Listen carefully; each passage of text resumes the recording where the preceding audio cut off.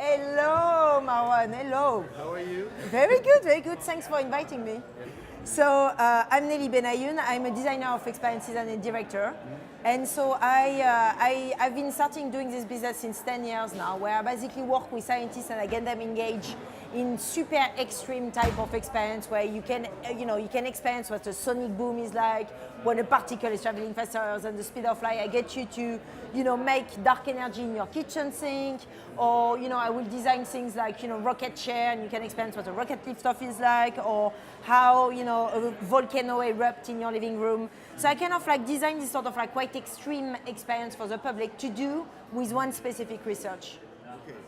And what are you doing here at South by Southwest? So at South by Southwest, I come to present a panel because I had the great opportunity to work with Bruce Sterling, who is a science fiction author and also one of the creators of South by Southwest back in the days. Mm-hmm. And so he kept on telling me how you should come to South by Southwest, you should talk about the project we did together. Mm-hmm. So basically, I had the opportunity to work with him on this project called the International Space Orchestra, which is an orchestra I made at NASA. We're still alive, we still keep on going. And it's an orchestra composed of, space scientists from NASA Ames Research Center, the SETI Institute, Singularity University. So basically all the space community.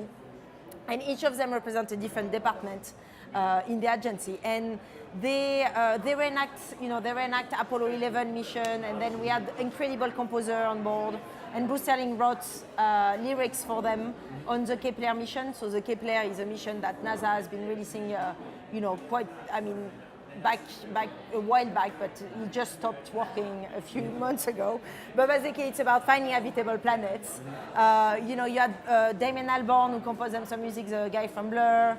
We had they were singing in Japanese and so on. And then basically, they are there to kind of say a bit more about the sort of cross-link between science and design and art, of course, and creation. So the usual way to think about design is to say, here is a product.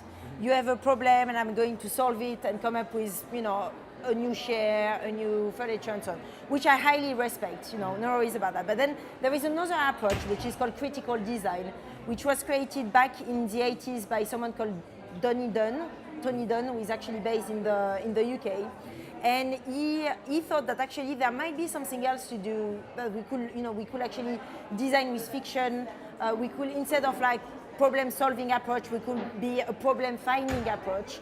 So, when you think about new technology like nanotechnology, synthetic biology, where we go and we hack into a bacteria DNA, this approach, the critical design approach, will be to say, well, actually, do we want that? How are we going, what sort of new everyday are we going to live within in the next 5-10 years? And we critical designers are here to kind of design that. So we design with fiction, we work a lot with science fiction authors, we are really multidisciplinary.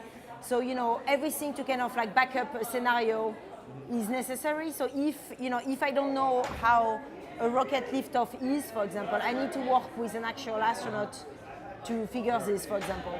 So that's sort of the approach that we take, the critical design approach. And now design of experiences.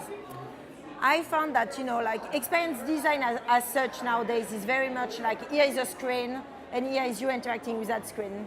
And I thought, well, what if we were to bring together, the critical design approach with one of the theater, the theatrical methodology. So how do you engage members of the audience physically with a cause or with a theme or with a fiction?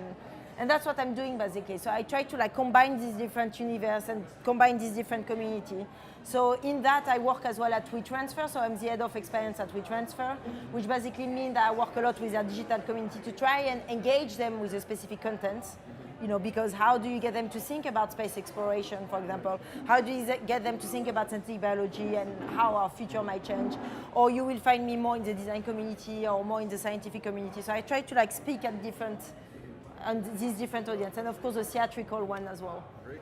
My next move, so I'm in an exciting moment, right? Because I'm going to go and shoot this new film called Disaster Playground, which is basically Armageddon with the real guys. Yeah. So you kind of it's all about, we all have the sort of sleek version of what Hollywood gave us of disaster, you know.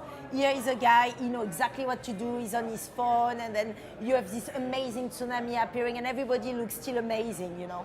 But then the reality is absolutely, I mean, much more different. It's much more raw, in fact.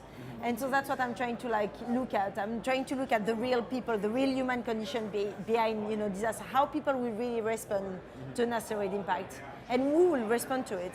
And so we follow the chain of command all the way from the reception desk to, you know, the Obama administration, and try to figure out how the information will go from a place to another. And you know, and that's basically what the film is about. And we get them to train them as well. We kind of like, Sounds like a great film. well, I don't know, you know, you will see. wish you good Hopefully it will be shown on Canal Plus very soon. So maybe. you know. So thanks a lot, Nelly. Thank you so much, Marwan. And yes, Nice South by South. And yes. today. Thank you.